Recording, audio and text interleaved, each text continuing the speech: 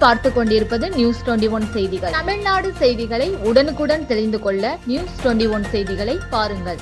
மாநில காவல் பணி திறனாய்வு போட்டிகள் நிறைவு விழா 2024ஆம் ஆண்டிற்கான மாநில அளவிலான காவல் பணி திறனாய்வு போட்டிகள் கடந்த 2024 டிசம்பர் 3 முதல் 20ஆம் தேதி வரை தமிழ்நாடு காவல் உயர் பயிற்சியகத்தில் நடைபெற்றது.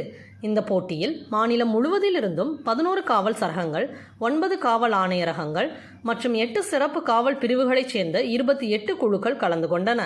124 பெண் காவல் பணியாளர்கள் உட்பட மொத்தம் 565 காவல் பணியாளர்கள் அறிவியல்சார் புலனாய்வு, காவல் புகைப்படக்கலை, கணினி விழிப்புணர்வு, காவல் காணொளி பதிவுக்கலை, நாசவேலை தடுப்பு சோதனை மற்றும் மோப்பனாய் போட்டி எனும் 6 பரந்த தலைப்புகளின் கீழ் 20 போட்டிகளில் உற்சாகமாக கலந்து கொண்டு தங்களது அர்ப்பணிப்பையும் திறமைகளையும் வெளிப்படுத்தினர்.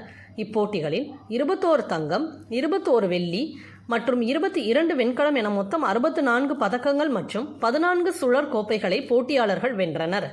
இந்த போட்டிகளில் சென்னை மாநகர காவல்துறை நாசவேலை தடுப்பு சோதனை மற்றும் காவல் புகைப்படக்கலை பிரிவில் 1ஆம் இடத்திற்கான கோப்பைகளையும், கணினி புணர்வு போட்டியில் 2ஆம் இடத்திற்கான கோப்பையும் மற்றும் அறிவியல்சார் புலனாய்வு போட்டிகளில் 3ஆம் இடத்திற்கான கோப்பை என 4 கோப்பைகளை வென்றது குறிப்பிடத்தக்கது.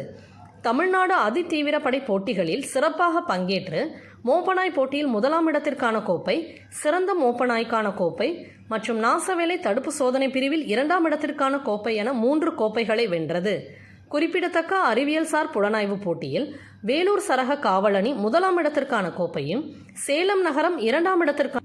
இந்த விழாவில் கடந்த பிப்ரவரி 2025இல் ஜார்க்கண்ட் மாநிலம் தலைநகர் ராஞ்சியில் நடைபெற்ற 68வது அகில இந்திய காவல் பணி திறனாய்வு போட்டிகளில் பங்கேற்று தங்க பதக்கங்கள் வென்ற தலைமை காவலர் திரு டி பாஸ்கரன் மற்றும் காவலர் திரு எஸ் ஆனந்த் மற்றும் வெண்கல பதக்கங்கள் வென்ற காவல் ஆய்வாளர் திரு ஏ நவாஸ் மற்றும் காவலர் போரங்கி சைத்தன்யா ஆகியோருக்கு பாராட்டு சான்றிதழ்களை வழங்கி வாழ்த்தினார். மேலும் அகில இந்திய அளவில் காவல் புகைப்படக்கலை, காணொளி பதிவுக்கலை போட்டிகளில் 1ஆம் இடத்திற்கான கோப்பைகளையும், அறிவியல்சார் புலனாய்வு பிரிவில் 3ஆம் இடத்திற்கான கோப்பைகளையும் வென்றதற்காகவும் குழுவிற்கு சிறப்பாக பயிற்சியளித்த பயிற்சியாளருக்கு பரிசுகளை வழங்கி கௌரவித்தார்.